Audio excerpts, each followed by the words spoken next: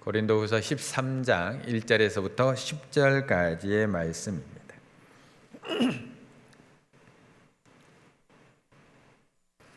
고린도후서 13장 1절로 10절 말씀, 하나님의 말씀을 한 절씩 교독하시겠습니다. 내가 이제 세 번째 너희에게 가리니 두세 증인의 입으로 말마다 확정하리라. 내가 이미 말하였거니와 지금 떠나 있으나 두 번째 대면하였을 때와 같이 전에 죄 지은 자들과 그 남은 모든 사람에게 미리 말하노니 내가 다시 가면 용서하지 아니하리라. 이는 그리스도께서 내 안에서 말씀하시는 증거를 너희가 구함이니 그는 너희에게 대하여 약하지 않고 도리어 너희 안에서 강하시니라.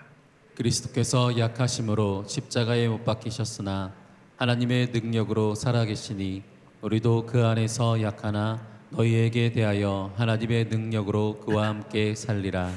너희는 믿음 안에 있는가? 너희 자신을 시험하고 너희 자신을 확증하라.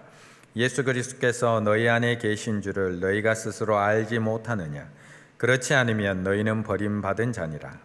우리가 버림받은 자 되지 아니한 것을 너희가 알기를 내가 바라고 우리가 하나님께서 너희로 악을 조금도 행하지 않게 하시기를 구하노니 이는 우리가 옳은 자임을 나타내고자 함이 아니라 오직 우리는 버림받은 자 같을지라도 너희는 선을 행하게 하고자 함이라. 우리는 진리를 거슬러 아무것도 할 수 없고 오직 진리를 위할 뿐이니 우리가 약할 때에 너희가 강한 것을 기뻐하고 또 이것을 위하여 구하니 곧 너희가 온전하게 되는 것이라. 그러므로 내가 떠나 있을 때에 이렇게 쓰는 것은 대면할 때에 주께서 너희를 넘어뜨리려 하지 않고 세우려 하여 내게 주신 그 권한을 따라 엄하지 않게 하려 함이라. 아멘.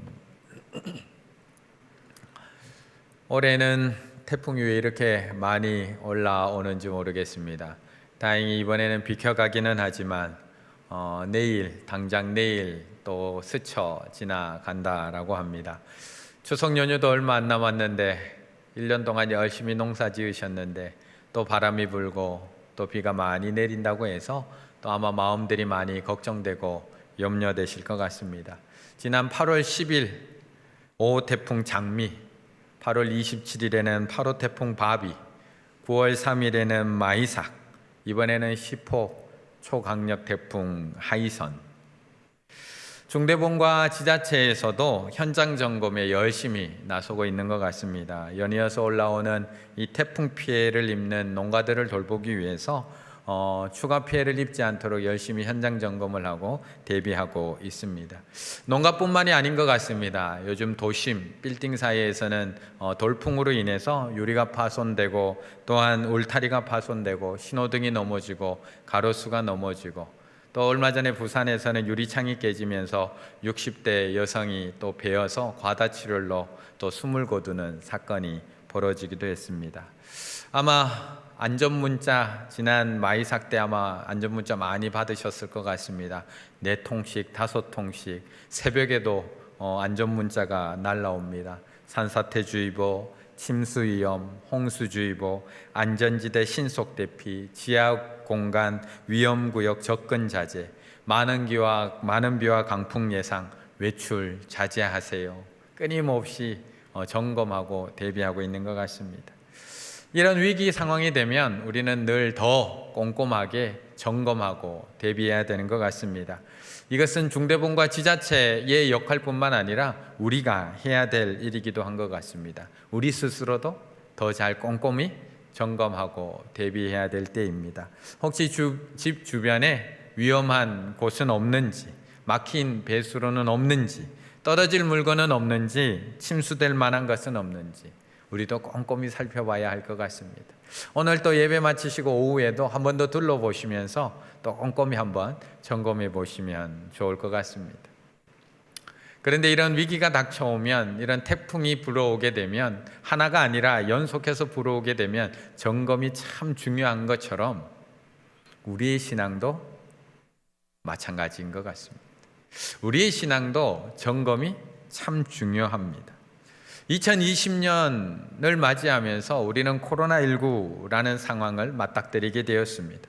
아무도 예측하지 못했고요. 아무도 예상하지, 아무도 대비하지도 못하고 그 상황을 맞았습니다. 그래서 우리도 급박하게 그 상황에 대응을 했고요.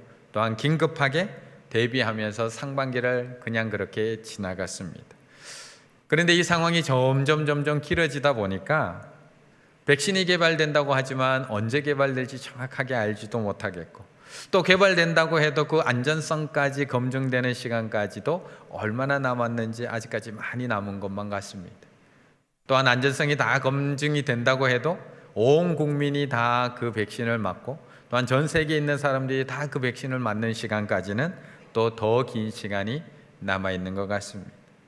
그래서 계속되는 이 위기, 계속해서 올라오는 이 태풍들 속에서 우리는 우리의 믿음, 우리의 신앙도 꼼꼼하게 잘 점검해야 됩니다. 이것은 믿음이 연약한 초신자들만의 문제가 아닙니다. 이것은 이제 등록을 갓한 새가족들에게만 해당되는 문제가 아닙니다. 코로나19로 인해서 신앙적 단절을 6개월 이상 경험하고 있습니다. 코로나로 인해서 이 믿음의 만남, 믿음의 교제, 만남의 단절이 6개월 이상 넘어가면서 믿음의 시간이 꽤 오래되신 분들조차도, 나름 믿음에는 자신이 있었던 분들조차도, 나름 믿음이 강하다라고 확신했던 분들조차도 어쩌면 점검이 필요한 시점이 되어가고 있습니다. 평상시에는 모두가 건강해 보입니다. 상황이 좋고 환경이 좋을 때는 모두가 다 건강하게 살아가고 있는 것처럼 좋아 보입니다. 하지만 위기를 맞이해 보면 나의 연약함이 그대로 드러납니다. 태풍을 맞이해 보면 우리가 어떤 부분들이 연약했는지 그대로 날아가고 다 드러나는 것처럼, 위기를 맞이해 보면 나의 연약한 부분, 우리 연약한 부분들이 드러날 수밖에 없습니다. 5절의 말씀을 함께 읽어보겠습니다. 5절입니다. 너희는 믿음 안에 있는가? 너희 자신을 시험하고 너희 자신을 확증하라. 예수 그리스도께서 너희 안에 계신 줄을 너희가 스스로 알지 못하느냐? 그렇지 않으면 너희는 버림받은 자니라. 아멘. 사도 바울이 쓰는 오늘 이 편지는, 고린도후서 이 편지는 초신자들에게 보내는 그런 편지가 아닙니다. 바울이 고린도 교회를 세우고 얼마 지나지 않아서 보내는 첫 번째 편지가 아닙니다. 제일 먼저는 고린도 전서를 이미 편지로 보냈습니다. 그리고 나서 그 기록이 남아있지는 않지만 눈물의 편지라고 하는 두 번째 편지도 이미 보냈습니다. 그리고 마지막 세 번째 방문을 앞두고 고린도 후서를 다시 재차 보내고 있는 것이 이 편지입니다. 고린도 교회도 처음에 세워질 때는 너무나 좋은 교회였습니다. 주 49년 로마에서 그리스도인들을 다 추방해내는 일이 벌어지게 됩니다.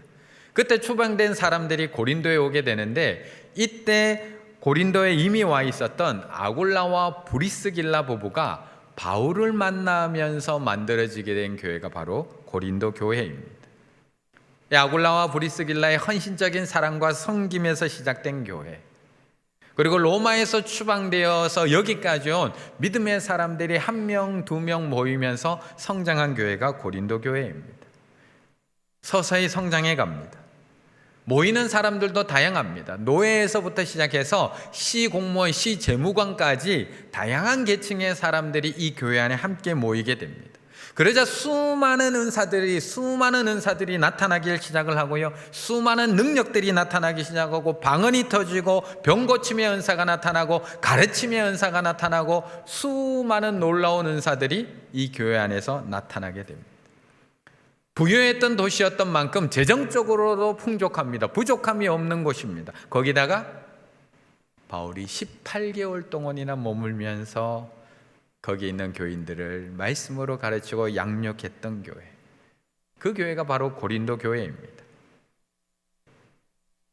평상시에는 좋아 보입니다. 은혜로워 보입니다. 그런데 바울이 떠나고 난 이후에 문제들이 하나씩 드러나기 시작을 합니다. 갈등들이 생겨나기 시작합니다. 분열이 일어나고요, 대립과 싸움이 생겨납니다. 태풍이 하나만 일어나면 그래도 힘을 합쳐서 대처하면 되는데, 곳곳에서 큰 태풍이 하나하나 연속적으로 계속해서 일어납니다. 고린도 교회 안에 역대급 태풍들이 여러 개가 같이 동시에 일어나고 있습니다. 극기하는 교인들이 서로의 갈등으로 인해서 세상 법정에다가 고소하는 일들이 발생하게 되고요. 고린도에 만연했던 성 문제들, 성적인 타락의 문제, 동성애의 문제가 교회 안에까지 들어오기 시작합니다. 우상에게 바쳐진 음식을 먹는 문제, 성령의 은사 문제, 죽은 자의 부활 논쟁에 이르기까지 고린도 교회 안에 수많은 문제와 갈등들이, 큰 어려움들이 벌어지게 된 것입니다. 좋을 때는 잘 모릅니다. 좋을 때는 다 이해가 됩니다. 제가 작은 실수를 하나 해도요, 좋을 때는 다 그냥 지나갑니다. 하지만 갈등들이 생기고 문제가 발생하기 시작하면 모든 것들이 문제로 걸리게 됩니다. 그런데 진짜 실력은 항상 그 실력 앞에서 드러나는 것 같습니다. 진짜 신앙은 항상 위기 앞에서 드러나게 되는 것 같습니다. 요즘 과거 스포츠 선수들이 많이 복귀하고 있는 모습을 볼 수 있는데요. 그 중에 또 가장 이슈가 되고 있는 한 운동선수가 있습니다. 바로 핵주먹, 누구죠? 마이크 타이슨이라는 선수가 요즘 주목을 받고 있습니다. 58전, 50승, 44KO, 만 20세의 나이로 최연소 헤비급 챔피언이 올랐던 마이크 타이슨이라는 선수입니다. 복싱 3대 기구 통합 챔피언까지 지냈습니다. 그의 나이가 올해 54세, 은퇴한 지도 15년이 되었는데요. 복귀전을 가진다고 합니다. 54세의 나이에. 올해 11월에 로이 존스 주니어와 8라운드 10원 경기를 가지겠다라고 하니까 온 세계가 다시 주목하고 있습니다. 그러면서 그가 예전에 했던 유명한 말 한 문장이 다시 한번 회자되고 있습니다. 뭐라고 얘기했었느냐? 누구나 그럴싸한 계획을 갖고 있다. 누구나 그럴싸한 계획을 갖고 있다. 펀치를 맞기 전까지는. 누구나 그럴싸한 계획을 가지고 있답니다. 누구나 내가 많은 준비가 되어 있다고 생각을 합니다. 나는 신앙이 좋다고 생각을 합니다. 언제까지요? 펀치를 맞기 전까지는. 펀치를 맞기 전까지는 내가 꽤 괜찮은 선수라고 생각하고 올라온다고 합니다. 하지만 큰 펀치를 한 대 맞고 나면 그때 깨닫게 된다라고 이야기합니다. 큰 고난을 만나기 전까지는 그래도 내 신앙이 꽤 괜찮은 신앙인 줄 압니다. 편안하게 살아갈 때는 그래도 내 믿음이 꽤 괜찮은 믿음인 줄 착각하며 살아갑니다. 그런데 큰 펀치를 한 대 빵 맞는 순간 우리는 깨닫게 됩니다. 야, 내가 이 정도밖에 안 됐나? 야, 내 믿음이 이 정도밖에 했나? 내 신앙이 이 정도 수준이었나? 빵 맞는 순간 깨닫게 됩니다. 19세기 미국의 대부흥운동을 이끌었던 조나단 에드워드가 쓴 점검이라는 책이 있습니다. 그 점검이라는 책에 보면 우리의 신앙을 구체적으로 점검해 볼 수 있는 4가지 기준에 대해서, 구체적인 점검 기준 4가지에 대해서 기록해 놓고 있습니다. 이렇게 4가지입니다. 첫째는 주일과 교회를 거룩히 지키는가. 물론 이게 19세기였기 때문에 예전 기준이지만 그래도 우리의 신앙을 점검해 볼 수 있는 기준이라는 겁니다. 둘째는 은밀한 죄를 짓지는 않는가. 셋째는 이웃을 섬기고 사랑하는가. 넷째는 가족을 아끼고 사랑하는가. 이것이 내 믿음이 건강한지를 구체적으로 점검해 볼 수 있는 점검의 기준이다라고 이 책에서는 소개하고 있습니다. 평소라면 이 4가지 질문에 어떻게 대답하시겠습니까? 아무 일도 일어나지 않은 평소라면, 평안한 상태라면 이 4가지 질문에 뭐라고 어떻게 대답을 하시겠습니까? 우리가 당당하게는 대답하지 못해도 그래도 자신 있게는 대답할 수 있을 것 같습니다. 우리 주일 거룩하게 지킵니다. 교회 거룩하게 잘 나가고 있습니다. 그래도 은밀한 죄는 짓지 않습니다. 물론 살다가 보면 작은 실수, 작은 죄는 짓지만 은밀한 죄는 짓지 않고 살아갑니다. 이웃 사랑하고요, 가족 아끼고 사랑하고 있습니다. 자신 있게는 대답할 수 있을 것 같습니다. 하지만 지금은 어떤가요?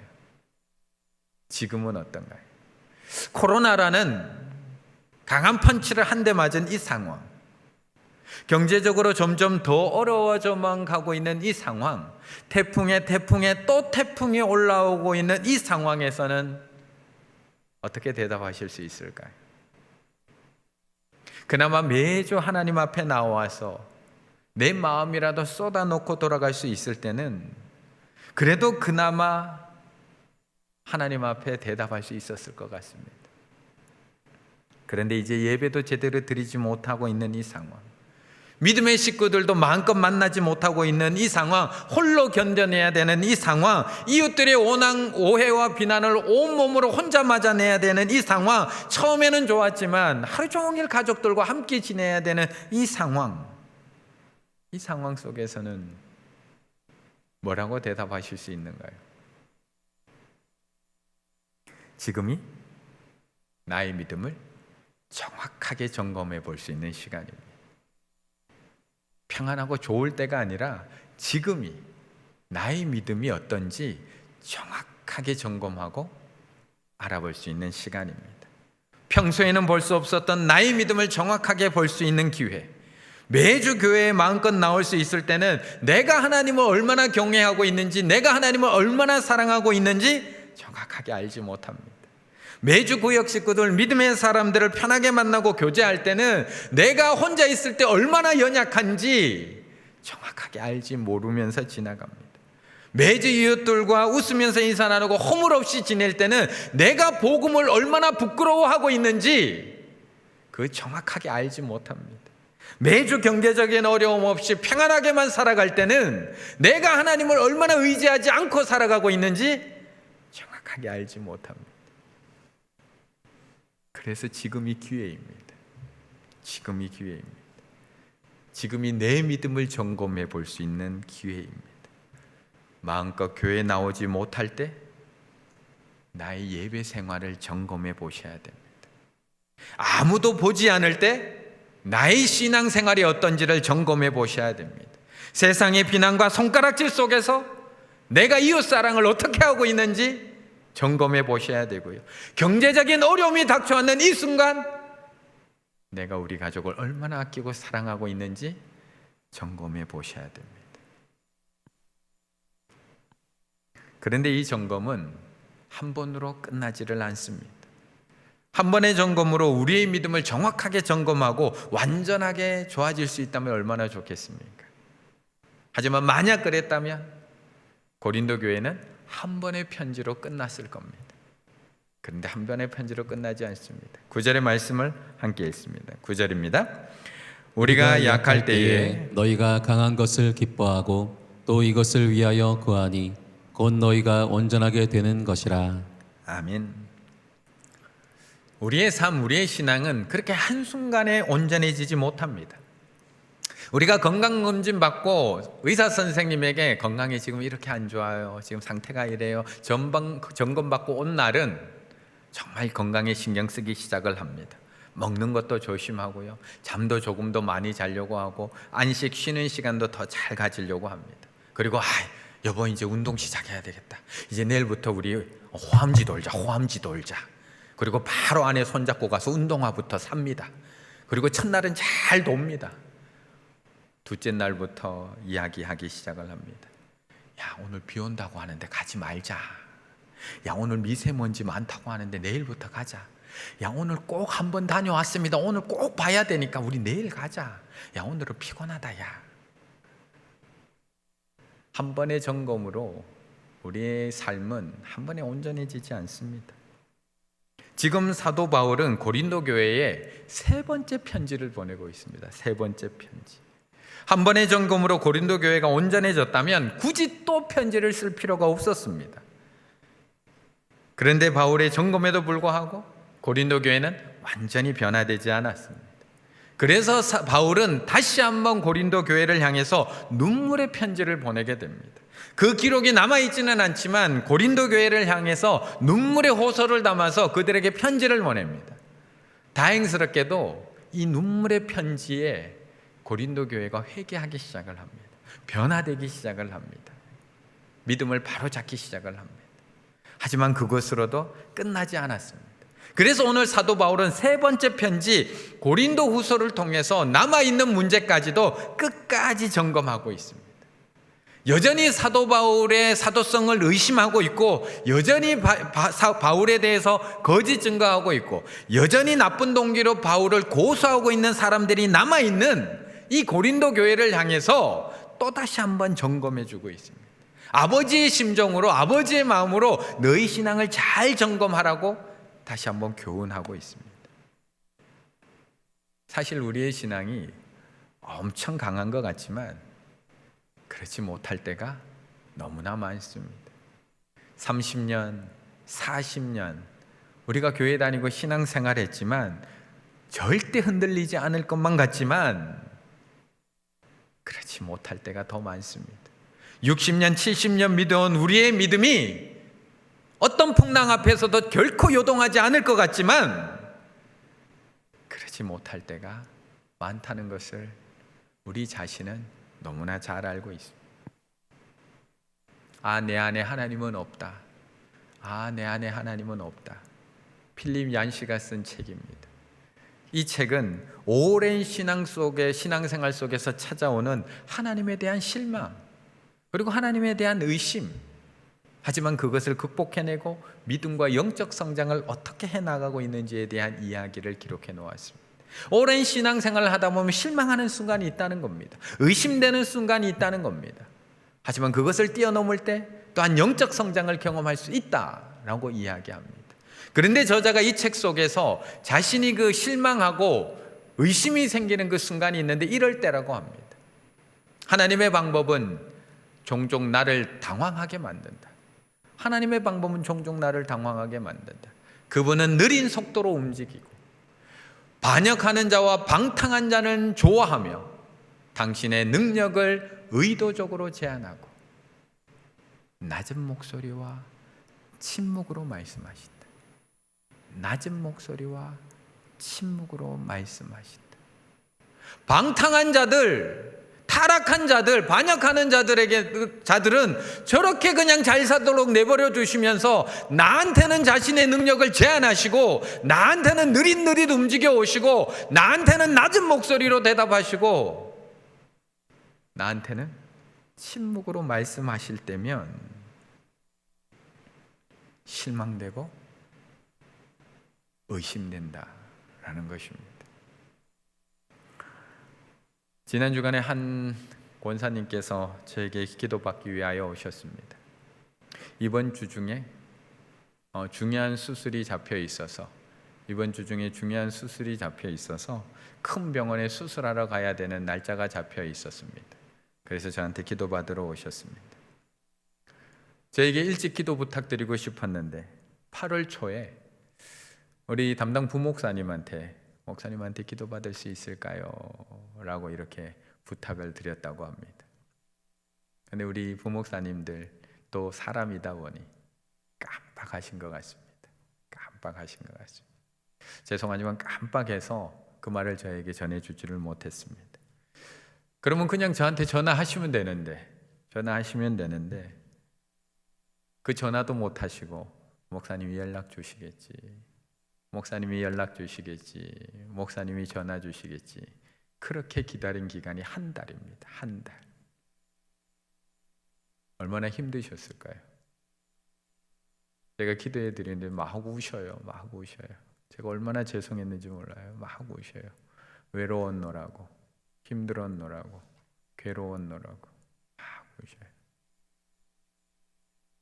한낱 목회자의 응답이 늦어도 이렇게 연약해지는 것이 우리들입니다. 그런데 평생 믿고 따라온 하나님께서 느린 속도로 움직이시고 저렇게 방탕한 자들, 저렇게 반역한 자들은 잘 먹고 잘 살고 있는데 나한테는 하나님의 능력을 제한하시고 낮은 목소리로 이야기하시고 침묵으로 말씀하실 때면 우리의 믿음 흔들릴 수밖에 없습니다. 이 정도로 우리가 내 안에 하나님은 없어요 라고 단정하지는 않지만 정말 내 안에 하나님이 계신 걸까? 내 믿음이 이것밖에 안 되나? 우리의 믿음은 흔들리고 실망할 수밖에 없는 것입니다. 이처럼 우리는 믿음이 연약한 사람들입니다. 한 번의 점검으로 온전해질 수 없는 사람들입니다. 계속 점검하셔야 됩니다. 선줄로 생각하지 말고 넘어질까 조심하며 날마다 겸손한 마음으로 나의 믿음을 점검해 보셔야 됩니다. 내가 믿음 안에 있는가? 내 안에 예수 그리스도가 있는가? 내가 믿음 안에 있는가? 내 안에 예수 그리스도가 있는가? 사실 하나님은 우리의 믿음을 늘 점검하십니다. 하나님께서는 아브라함의 믿음도 점검하셨습니다.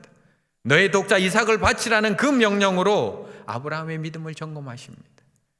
그래서 창세기 22장 12절 그가 이삭을 바치는 그 순간 내가 이제야 내가 하나님을 경외하는 줄을 아노라 라고 그 믿음을 확인하십니다. 때로는 사단의 시험을 허락하심을 통해서 욥의 믿음을 확인하시고 욥의 믿음을 온전케 하시는 모습도 볼 수가 있습니다. 욥기 42장 5절에 보면 그 고난의 과정을 통해서 욥이 이렇게 고백합니다. 내가 주께 대하여 귀로 듣기만 하였사오나 이제는 눈으로 주를 배웁나이다. 귀로 듣기만 하던 믿음에서 이제 주를 직접 눈으로 보는 믿음으로 온전케 되는 욥의 모습을 우리에게 보여주고 있습니다. 건강검진 한번 한다고 해서 영원히 건강하지 않습니다. 차량 검사 한번 한다고 해서 영원히 안전하게 달리는 것 아닙니다. 믿음의 점검은 우리가 하나님 앞에 서는 그 순간까지 내 스스로 날마다 해나가야 되는 것, 그것이 바로 믿음의 점검입니다.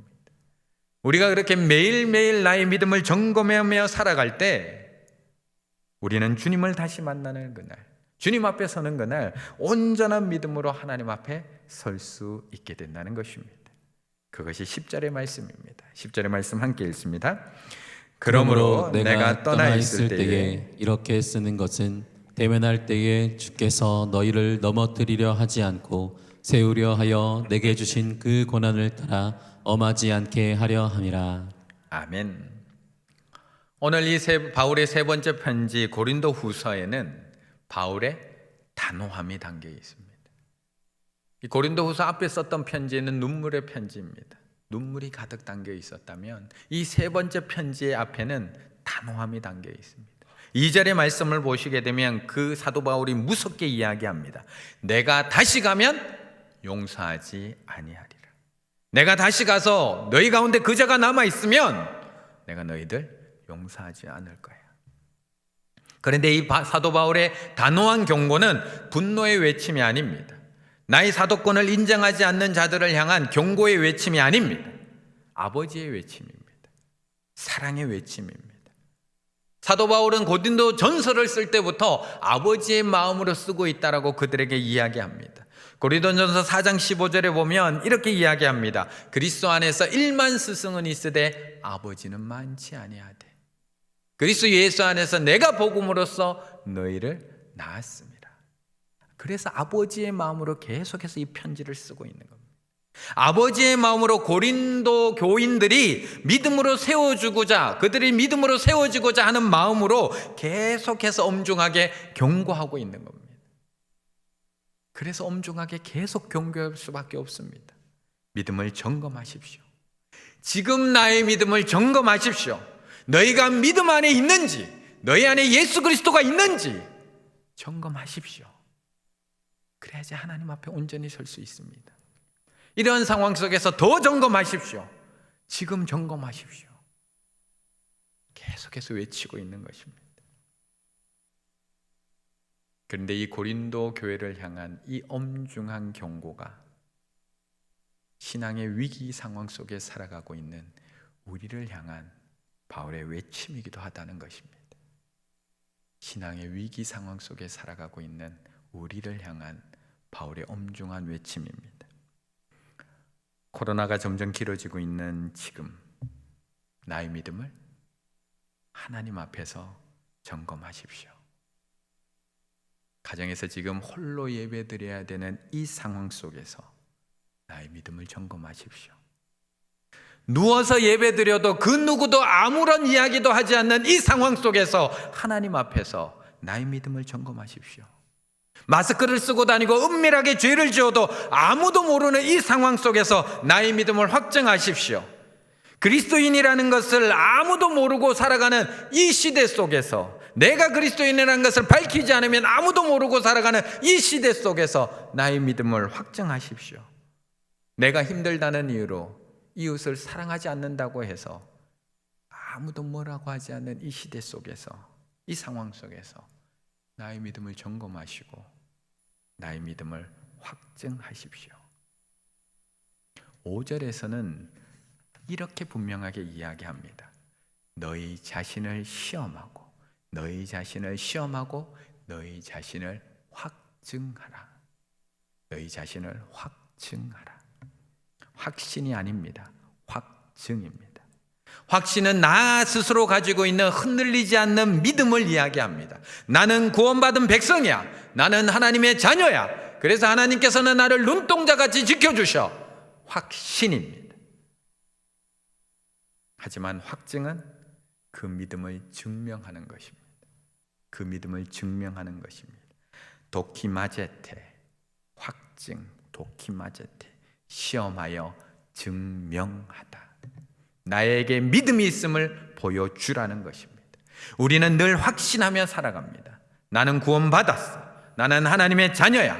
내 안에 예수 그리스도가 있어. 확신하며 살아갑니다. 그런데 안타까운 것은 확증은 보이지 않습니다. 믿음은 있는데 믿음의 모습은 보이지 않습니다. 분명 내 안에 예수 그리스도가 있다고 하는데 아무도 보는 이 없는 그 예배의 모습에서는 그 믿음이 보이지를 않습니다. 분명 내가 믿음 안에 있다고 이야기는 하고 있는데 아무도 보는 이 앞에서는, 아무도 보는 이 없는 앞에서는 내 신앙생활, 내 믿음 생활 속에서는 믿음이 보이지를 않습니다. 아무도 보는 이 없을 때 당신은 누구입니까? 아무도 보는 이 없을 때 당신은 누구입니까? 빌 하이베스 목사님이 쓰신 책의 제목입니다. 그 책은 인격을 다룬 책입니다. 인격을 다룬 책. 아무도 보는 이 없을 때 당신은 누구입니까? 사람들이 많은 곳에서 용기 있는 모습, 절제된 모습, 참고 인내하는 모습이 당신의 모습이 아니라는 겁니다. 사람들이 다 지켜보는 가운데 그렇게 서 있는 모습은 당신의 모습이 아니다. 아무도 보는 이 없을 때, 그때 당신의 모습이 진짜 나의 모습이라는 것입니다. 저는 신앙도 마찬가지라고 생각합니다. 신앙도 마찬가지라고 생각을 합니다. 교회 예배드리기 위해서 나올 때 우리의 모습 너무나 중요합니다. 교우들을 함께 만나고 교제하고 봉사할 때 우리의 모습 중요합니다. 이웃들을 만나고 그들과 함께하고 그들을 위해서 기도하는 모습 중요합니다. 하지만 아무도 보는 이 없을 때 내 안에 예수 그리스도가 있다고 고백하는 우리의 삶의 모습, 아무도 보는 이 없지만 내 안에 예수 그리스도가 있고 내가 예수 그리스도 안에 있다라고 고백하는 그 믿음의 모습이 예배하는 모습으로 나타나고 있는지, 사랑하는 모습으로 나타나고 있는지, 섬기는 모습으로 나타나고 있는지,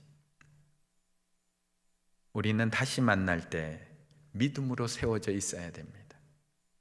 이 긴 코로나의 기간이 끝나고 우리가 다시 만날 때 가지고 있었던 그 믿음마저 잃어버리고 나서 코로나 때문이라고, 경제적 어려움 때문이라고, 장마 때문이라고, 태풍 때문이라고 핑계대야 될 것이 아니라 이 긴 어려움의 시간을 나의 믿음을 점검하는 기회로 삼아야 합니다.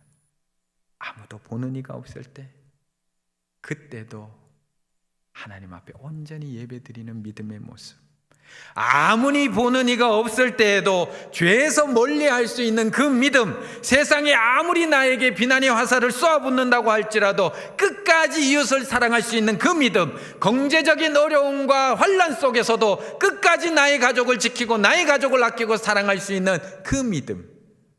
왜요? 아무도 보는 이 없지만 내 안에는 예수 그리스도가 있고 나는 예수 그리스도 안에 있으니까요. 이번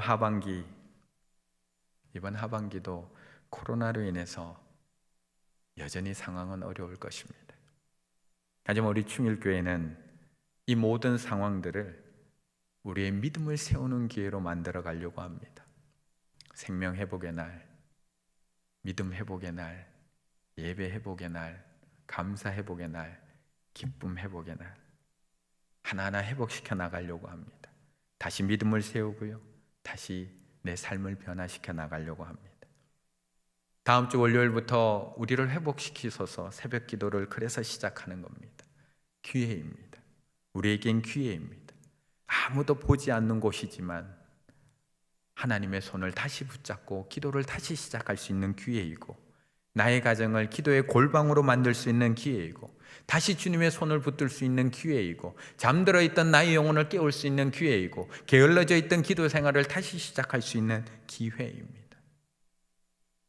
가족들 다 자고 있는데, 남편도 자고 있고 자녀들도 다 자고 있는데, 정말 조용히 하나님 앞에 기도로 나아갈 수 있는 작은 의자 하나 없으신가요? 함께 동참할 수 있는 핸드폰이 없으신가요? 이어폰이 없으신가요? 다시 주님의 손을 붙들 수 있는 기회입니다. 그렇게까지 해야 되나 생각할 수도 있지만, 어쩌면 그렇게까지 간절하지 않아서일 수도 있습니다. 이번 코로나가 끝나고 우리는 다시 만날 때 어떤 모습으로 주님 앞에 서기를 원하고 계십니까? 우리 주님께서 이 땅에 다시 오실 때 우리 믿음의 사람들은 하나님 앞에 어떤 모습으로 서기를 원하십니까? 지금은 나의 믿음을 점검할 때입니다. 그리고 나의 믿음을, 내 안에 예수 그리스도가 있다면 그 나의 믿음을 하나님 앞에 증명해낼 때입니다.